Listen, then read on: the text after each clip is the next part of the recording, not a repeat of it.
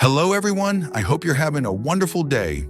In today's episode, Alex keeps his promise and takes Tuna into town to buy simple flowers and Tet decorations for their nearly finished home. Tuna gently reminds him they already bought a lot last time, so this time they must not spend wastefully. It's a warm, practical story about building a home with care, not with excess. If you enjoy healing rural slice-of-life stories, don't forget to subscribe. Let's begin. Alex's phone buzzed before the sun was fully up. The kind of buzz that didn't feel like a message. It felt like a warning. He sat up quietly, careful not to wake anyone, and answered in a low voice. "Talk," he said. A rushed voice came through. Numbers and timing. The kind of end-of-year pressure that didn't care if people were tired. A delivery window had shifted. A truck was delayed, and a few clients were already calling because everyone wanted to lock their goods before Tet. Alex listened without interrupting, eyes focused, jaw relaxed but steady. When the other person finished, Alex asked two short questions, then gave two short instructions. "Send me the updated sequence," he said, "and confirm the truck time again. Not guess, confirm." He ended the call and sat still for a moment. Not dramatic, not angry, just thinking. The end of year always squeezed time tighter. One delay could ripple into 10 more, and suddenly everyone would be running, shouting, blaming. Alex stood up, washed his face, and dressed simply. Then he opened his notebook and wrote one clear line at the top. Priority shipments. Protect the key window. He didn't write speeches. He wrote steps. A little later at the company, Lan walked in carrying documents and her phone. She looked tired, but her eyes were sharp. She had that same end-of-year focus that only came when you knew mistakes were expensive. Alex met her at his desk. "We have a timing issue," he said. Lan nodded immediately. "I heard. One truck is late, and the warehouse is nervous." Alex didn't waste words. "Show me the updated order list." Lan placed a sheet down and pointed to the highlighted rows. "These are the deliveries that must move first. These are the ones that can wait by a day, and these are the ones we need to confirm with the drivers." Alex scanned quickly. He didn't talk while reading. He only spoke when the picture was complete. "Keep the sequence exactly like this," he said, tapping the top of the page. "No switching because someone calls loudly. We move by priority, not by pressure." Lan nodded and wrote a note to herself. "Understood." Alex continued, calm and precise. "Confirm the driver's time. If the truck is late by more than 2 hours, we adjust the loading order now, not later." Lan looked up. "And if the raw material arrival slips?" Alex exhaled once, not frustrated, just realistic. "Then we don't pretend. We inform early, we protect the key clients, and we keep our promises." Lan's pen moved quickly. "I'll coordinate with the warehouse and keep you updated." Alex checked the time. The day was already moving fast. Lan hesitated, then asked carefully, "You're still going to town today?" Alex's eyes didn't flinch. "Yes." Lan didn't argue. She only nodded. "Then I'll handle calls while you're out. I'll keep the sequence stable." Alex met her eyes. "Thank you." Lan's expression softened slightly. "Go. Just be reachable." "I will," Alex said. He stepped out of the office. The air outside cooler and cleaner than the tension inside. He pulled out his phone and called Tuna. She answered quickly, her voice soft and slightly breathless, like she was already moving. "Alex?" "Good morning," he said. "Are you ready for later?" Tuna paused. "For the flowers and decorations?" "Yes," Alex replied. "I promised." There was a small silence. Then Tuna admitted quietly, "I made a list, but I'm worried we'll spend too much." Alex's tone stayed steady. "We won't. We buy only what we need. Warm, simple, Not fancy. Tuna exhaled. Okay. Alex added honestly, this morning is tight. Shipments are pressing, but I'm still coming. Tuna's voice lowered. You don't have to push yourself. Alex answered gently, but firm. I'm not pushing. I'm keeping my word. Another pause. And in that pause, Alex could almost hear Tuna's chest loosen. All right, she said. Then I'll wait. After the call, Tuna sat at the small table where she kept her notes. She unfolded her list and read it slowly. Flowers for the yard, simple red decorations for the gate, a few small things for the kitchen, and, if possible, Tet clothes for Henry. She stared at the last line the longest. Henry was growing fast. Clothes felt like something she could delay, something she could reuse, something she could be practical about. But Tet was different, not because people would judge, but because Tuna wanted one bright moment, a memory that felt clean and new. She crossed out a few items that felt unnecessary. She didn't want to decorate like a rich house. She wanted warmth. That was all. Tuna packed Henry's bottle in a small cloth, then checked on him again. Ba Tung was holding him, humming quietly. Steady hands, steady heart. You're going with Alex today? Ba Tung asked. Tuna nodded. To town, to buy flowers and some decorations. Ba Tung smiled. Good.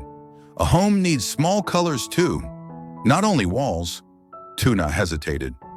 I'm still worried about money. Ba Tung waved her hand gently. Warmth doesn't have to be expensive. Choose what matters. Don't choose what shows off. Tuna nodded. Yes, Ba. She looked at Henry. He stared back at her with wide eyes and then grabbed her sleeve. Tuna held him close for a moment, breathing in his soft baby smell, feeling her heart settle. At the company, Lon sent Alex a message. Truck time confirmed. Sequence stable. Warehouse loading now. Alex read it and replied with one word. Good. He finished the last urgent checks, not trying to solve everything, but locking the key pieces into place. The kind of work that didn't look dramatic from outside, but made the difference between chaos and control. As noon approached, Alex left the office, got into his car, and drove toward Ba Tung's place. The road was busy, people already shopping, already carrying bags, already counting days. When he arrived, Tuna was ready. She stepped out with her bag and her folded list inside, hair tied back, expression calm but alert. Alex looked at her and nodded. We go quick, he said. We choose what matters, then we come back. Tuna held her bag a little tighter, then nodded. Okay. She got into the car. Alex started the engine. The car rolled forward, leaving the quiet yard behind, heading toward town. Tuna looked out the window, watching the road open ahead, and felt something steady under the pressure of end-of-year life. Not excitement, not drama, just a promise being kept, in a home slowly forming, one simple step at a time. The car rolled into town, and Tuna felt the shift right away. The streets were fuller, the shops brighter, and every face looked like it was counting the days to Tet. Alex parked near a row of small stores and turned to her. We keep it simple, he said. Tuna nodded. Simple and not wasteful. They stepped into the crowd. A flower stall stood near the corner, buckets lined up in warm colors. Tuna moved closer, touching the edge of a blossom with her fingertip. These would look good by the gate, she said. Alex washed her face. Choose what you like, but choose with purpose. Tuna looked at the prices, then at him. Last time we already bought a lot. We even bought the gas stove for the kitchen. This time, if we buy anything for the kitchen, it should be only what's missing. Alex nodded once. Agreed. No gas stove. Only small things we'll actually use. Tuna exhaled, relieved. She chose 2 modest flower pots, warm and simple, enough for the gate in the front corner. Alex paid quietly without turning it into a moment. They walked to a small home goods shop. Inside, shelves held practical items, spice jars, storage boxes, dishcloths, and small tools. Tuna moved slowly, eyes careful. "We need containers," she said. "Salt, sugar, and spices." Alex leaned in to check. "Pick ones that are easy to wash." Tuna smiled faintly. "You always think about cleaning." "Because cleaning is real life," Alex replied. She chose a small set of jars and 2 towels. Then she reached for a 3rd towel, paused, and put it back. Alex noticed. "Too much?" Tuna nodded, a little embarrassed. "I don't want to start grabbing just because it's Tet." Alex's voice softened. "Warmth doesn't come from buying more. It comes from using what we buy." That settled her. She carried the small basket to the counter and thanked the owner. Outside again, the noise of the street returned. A decoration stall drew them in next. Red banners, small hanging charms, paper ornaments, and tiny lanterns. The color alone felt like warmth. Tuna lifted a simple hanging charm. "This can go on the new gate," Alex pointed gently. "Pick a few, not a bag." Tuna laughed under her breath. "Batang would like you." Alex's mouth lifted. She's right to be strict. Tuna chose 2 gate hangings, 1 small kitchen doorway charm, and a bundle of simple paper ornaments. She avoided the flashy ones. She wanted home, not display. As they stepped away, Tuna spoke more seriously. "Alex, I need to say this clearly. Last time, you spent a lot. I was grateful, but I felt guilty. This time, please, don't buy too much." Alex stopped walking for a second and looked at her fully. "Thank you for saying it," he said. "We won't waste, but we also won't make the house feel empty." Tuna's eyes softened. "Joy doesn't have to be expensive." "I know," Alex replied. "That's why you're choosing. I'm following your list." They walked further down the street. A children's clothing shop came into view, bright outfits hanging in the window. Tuna's steps slowed automatically. Alex said quietly, "Henry." "Just to look," Tuna answered, but her voice already sounded softer. Inside, the shop smelled like fabric and new packaging. Tuna went straight to the baby rack. She lifted a small red outfit, then checked the size and frowned. "He grows so fast," she murmured. Alex leaned closer.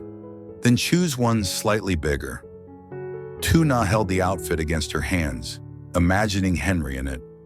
She reached for a second one, then stopped herself. Alex kept his tone gentle. "One outfit.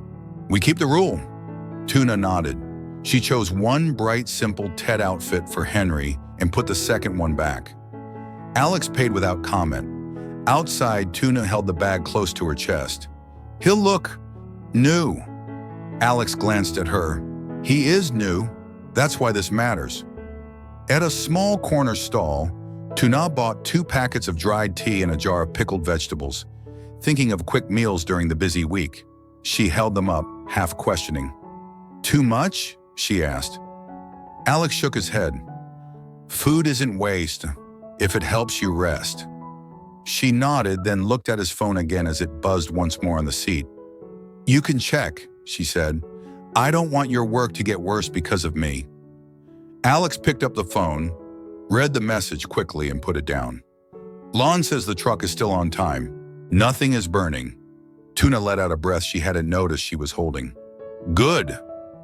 Before they left town, Tuna stepped aside and called Batang. Her voice softened immediately. "Ba, how is Henry? Did he nap?" Batang's answer came warm and steady. Henry had eaten, slept, and was now playing. Tuna thanked her twice, then ended the call, her shoulders easing. Alex watched her and said quietly, "We'll be back soon, and when the house is ready, we'll bring Henry there for the first meal." Tuna looked at him. "And Batang too?" Alex nodded. "Yes, Batang too." They headed back to the car. Alex's phone vibrated in his pocket. He checked the screen briefly, then put it away. Tuna noticed. Lan? Updates, Alex said. I'll read later. Is it urgent? She asked. If it becomes urgent, I handle it, Alex replied. Right now, I'm here. Tuna didn't answer right away. She simply nodded, and the tightness that had followed her since last week loosened a little more. They drove out of town with the afternoon light softening through the windshield. The flower pot sat carefully in the back. The red decorations rested on Tuna's lap. The small bag for Henry was tucked at her feet like a quiet promise.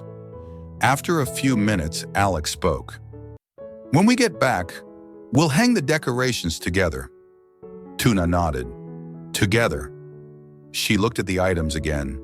Not many, not expensive, but chosen carefully, with restraint, with intention. The kind of choice that made a home feel real. Tuna turned to Alex. I'm glad you listened. About not buying too much. Alex kept his eyes on the road. You were right to say it, he said. A home isn't built by spending, it's built by steady days. The car moved forward, away from the crowded streets, toward the farm that was almost finished. Tuna watched the road open ahead and felt something quiet settle in her chest. Not excitement, not drama, just enough. And the feeling that she could welcome Tet without fear. Tuna và Alex cùng nhau vào thị trấn chọn hoa và đồ trang trí Tết đơn giản cho cổng và nhà bếp mới, giữ mọi thứ thiết thực và tiết kiệm. Tuna nhắc Alex rằng họ đã mua rất nhiều thứ cần thiết trước đây, bao gồm cả bếp ga. Vì vậy lần này họ chỉ mua những thứ còn thiếu, tránh lãng phí tiền bạc. Họ chọn một vài chậu hoa ấm áp, những vật dụng nhỏ trong bếp như hộp đựng gia vị và khăn lau, cùng đồ trang trí màu đỏ đơn giản cho cổng và cửa ra vào. Tuna cũng chọn một bộ quần áo Tết tươi sáng cho Henry, tuân theo nguyên tắc giữ mọi thứ tối giản. Suốt chuyến đi, Alex nhận được những thông tin cập nhật ngắn gọn về công việc, nhưng vẫn luôn dành thời gian cho Tuna và tôn trọng giới hạn chi tiêu của cô ấy. Họ trở về với một vài món đồ ý nghĩa, dự định cùng nhau treo đồ trang trí, cảm thấy nhẹ nhõm và hy vọng hơn về việc đón Tết trong một ngôi nhà được xây dựng qua những ngày tháng ổn định và những lựa chọn cẩn thận.